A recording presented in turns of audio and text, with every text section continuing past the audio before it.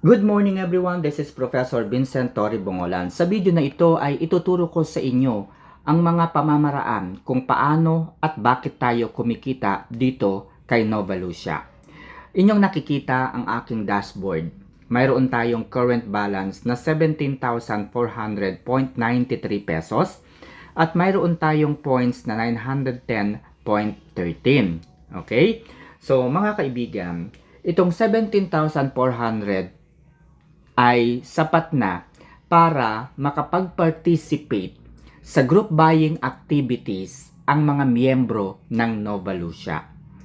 Ibig sabihin, sapat na ito para makapag-participate tayo dito sa daily use, sa Plus Max at sa Plus Elite. Paano tayo makakapag-participate dito? Kung inyong mapapansin, ang halaga ng produkto dito sa Plus Elite ay 1,480. Okay? So, 5 product pwede pong mag-participate. So, 1, 2, 3, 4, 5. I-multiply mo po 1,480 times 5. That's 7,400.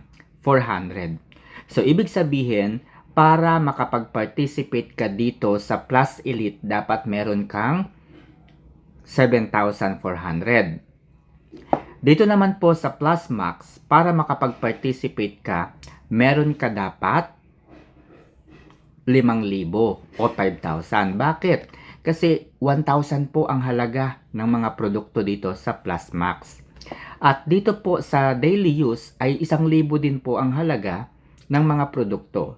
So magpa-participate ka sa group buying activities sa bawat kategorya ng 5 beses. Okay? 5 sa daily use, 5 sa Plus Max, at 5 sa Plus Elite. So, sa daily use, 5,000 po yung kailangan mo para makapag-participate. Sa Plus Max, 5,000 po uli. And then sa Plus Elite, 7,400. Kaya, ang capital na kailangan mo dito to maximize the Nova Vault, ito po yung Nova Vault nasa gitna, is 17,400 pesos.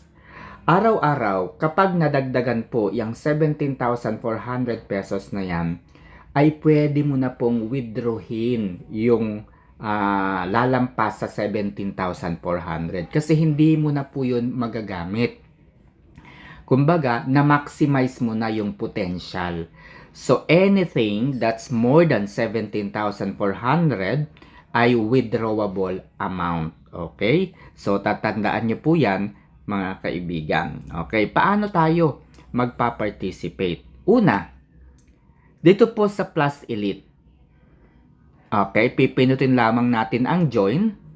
At mapapansin ninyo, itong Xiaomi Robot Vacuum ay lalahukan o sasalihan ng 100 participants.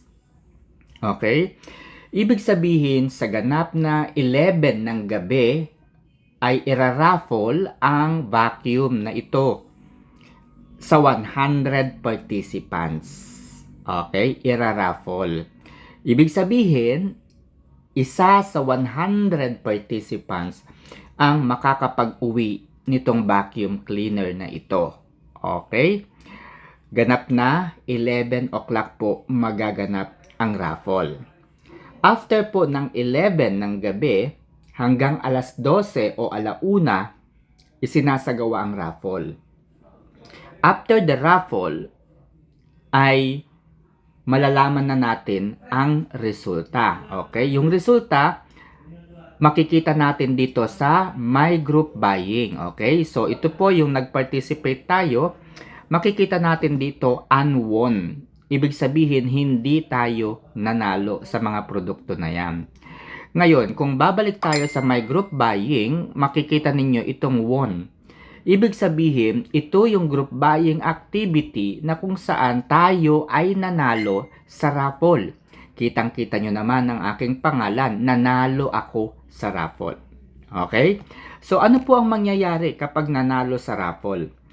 Ibig sabihin, kapag nanalo sa raffle, yung pera na ginastos mo to buy and join this group buying activity na ang halaga ay 1,000 pesos, ay hindi na po babalik sa'yo at hindi na po mapupunta doon sa balance mo kung pinili po ninyo na ipa-deliver yung produktong napanalunan ninyo. Okay? Halimbawa, kayo ang nanalo sa raffle na yan. At nung manalo kayo, ang pinindot mo ay ship. Ibig sabihin, nagre-request ka na yung napanalunan mong produkto sa bidding ay ipapadala sa iyo. So, bakit mo i-expect na babalik sa'yo yung 1,000? Nabili mo yung item na yon ng super discounted price. Okay? Ang halaga po nitong produkto na to, guys, kung titignan po ninyo sa iba't ibang mga e-commerce like TikTok Shop. Sa TikTok Shop ko ito nakita. Ang halaga po nito ay nasa 2,000 plus. Pero dito sa Nova Lucia, nabili lamang sa halagang 1,000. So, naka-discount ka ng more than 50%. Okay? So, pag pinili mo na ipa-deliver sa iyo yung produkto na yan, don't expect na babalik sa iyo yung balance. Kasi nga, pinili mo na ipa-deliver sa iyo yung produkto. Ngayon, ang pangalawang senaryo, kung ikaw ay mag-join sa group buying activity, kagaya po dito sa Plus Elite, Plus Max at Plus at Daily Use at natalo ka. Okay? Halimbawa, natalo ka. Ano po ang mangyayari? Kagaya po nito, natalo po tayo dito sa mga ito. Okay? So, ang mangyayari guys, dito sa, for example, dito sa product na to, dahil natalo tayo, yung halaga ng produkto na 1,000 ay babalik at mapupunta dito sa balance. Ngayon, after pong bumalik sa balance, meron po yan kaukulang points na matatanggap. Okay? So, ito ha, kung natalo tayo, halimbawa dito sa Plus Elite. Okay? Mapapansin niyo dito sa Plus Elite, 18 points yung matatanggap natin dito. Okay? Pag natalo tayo, babalik yung capital natin na 1,480 sa ating balance, mapupunta yan sa ating balance, plus yung points na nakapaloob dito sa Plus Elite na 18 points, ayan, ay mapupunta po dito sa ating points. Dito po yan mapupunta sa points. So, ibig sabihin, kumikita tayo sa pamamagitan ng mga points na nakukuha natin every time na nagpa-participate tayo sa group buying activities ng Daily Use, Plus Max at Plus Elite. Okay? So, pansinin po ninyo, dito po sa tatlong kategorya sa Nova Plus. Okay? Sa Nova Bot. Meron po ito pong halimbawang, ano ba ito? Lutuan. O yan, kitchenware ang tawag dyan. Tama, cookingware. O, kitchenware nga. Kitchen cookingware. Magpa-participate tayo, join group. Ayan, join group po yung gagawin natin. So, ibig sabihin yung 17,400 natin dyan, mababawasan po ng 1,480. Ngayon, meron po tayong nakita kanina na 18 points yung makukuha natin dito. Yung 18 points na yan, pwede po yung madagdagan. Gagamitin po natin itong mga coupons na nandito po sa atin. Meron po tayong coupons dito. 100% earnings. Ano pong ibig sabihin nito? Kung yung points na natatanggap natin dito sa regular na Nova Elite ay 18 points, kapag ginamit natin itong 100% earning, instead of 18 points, yung babalik sa atin kinaumagahan ay magiging 36 points. So, ibig sabihin, sa particular na product na ito, mayroong babalik na 18 points sa atin, plus yung 100% earnings na additional 18%. So, 36 points po yung babalik sa atin. So, magjo-join pa ulit tayo. At mapapansin ninyo, gagamitin ko uli yung 100% earnings. So, dalawa na po yun. Not 36 points yung babalik sa atin. Okay? So, ibig sabihin, itong dalawang produkto na to, itong tatlong produkto na ito, instead na 18 points yung matanggap natin, ay 36 points yung matatanggap nating points dito. Okay? So, 36 points yung matatanggap natin dito sa ano na ito, guys. So, ibig sabihin, mga kaibigan, noong nag-participate tayo dito sa Plus Elite at ginamit natin yung 100% earnings na yan doon sa tatlong produkto kung saan nag-join tayo doon sa group buy activity, instead na tigi 18 points yung matatanggap natin doon ay tigi 36 points. Ngayon, kung yung 36 points na yon ay multiply natin sa tatlo dahil tatlong beses tayong gumamit noong coupons, ibig sabihin 108 na po kaagad yun, no?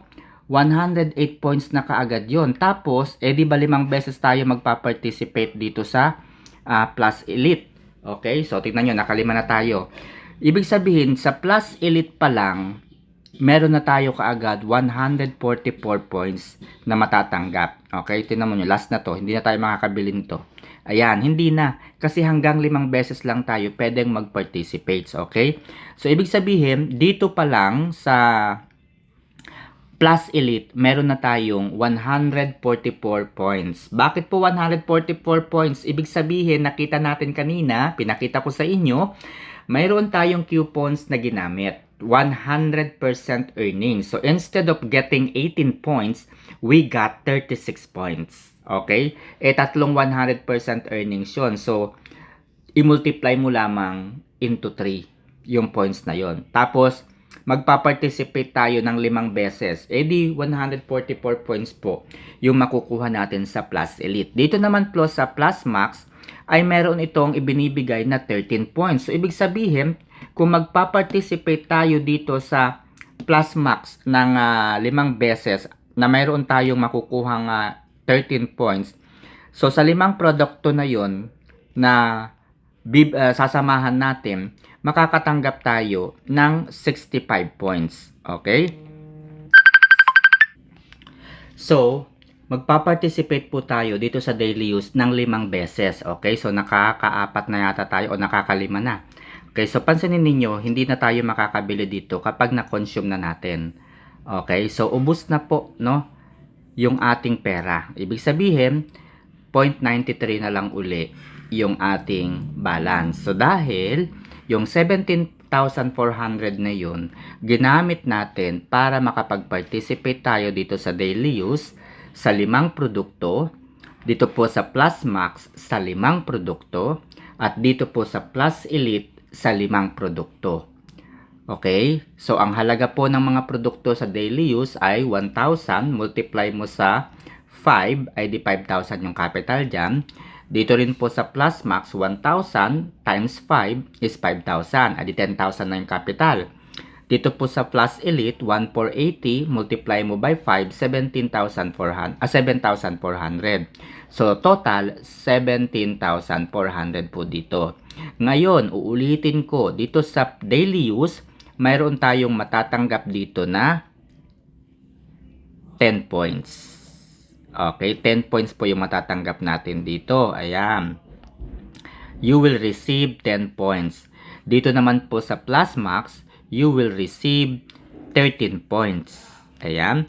At dito sa Plus Elite, you will receive 18 points. Okay? So, yan po yung isang way para kumita tayo dito sa Nova Lucia. Sa points pa lamang po yan.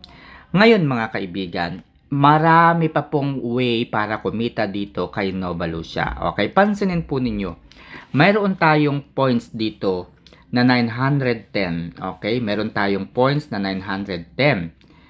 Okay, ang mangyayari niyan mga kaibigan ay meron pa tayong points. Okay, so yung points na yan, eto po, reward claim. Meron tayong kukunin na 443. Tandaan ninyo, balikan muna natin yung ating points, 910. Madadagdagan yan guys ng 443.88. So, successful transfer, successfully received. Okay, na-receive na natin yung 443. Pansinin ninyo yung ating balance. 1,354 na. And then, itong 1,354.01, yan po yung pwede nating i-convert into cash. Ibig sabihin, mapupunta po yan sa ating balance. Okay, paano po gagawin natin? Pindutin natin yung points at pindutin natin itong transferred balance. Okay, so pansinin po ninyo, transfer allowed per day is isang beses lang at 90% lang yung pwede nating i-transfer. So yung pera natin, yung points natin is 1354.01. Kukunin natin yung 90% niyan, eh di 1,218. No? So, ita-transfer natin yan. Transfer successful. So, ibig sabihin, dahil transfer successful, mapupunta na po sa balance natin yung 1,218.93. Ngayon, pwede natin yang i-withdraw. Yung 1,218 na yan.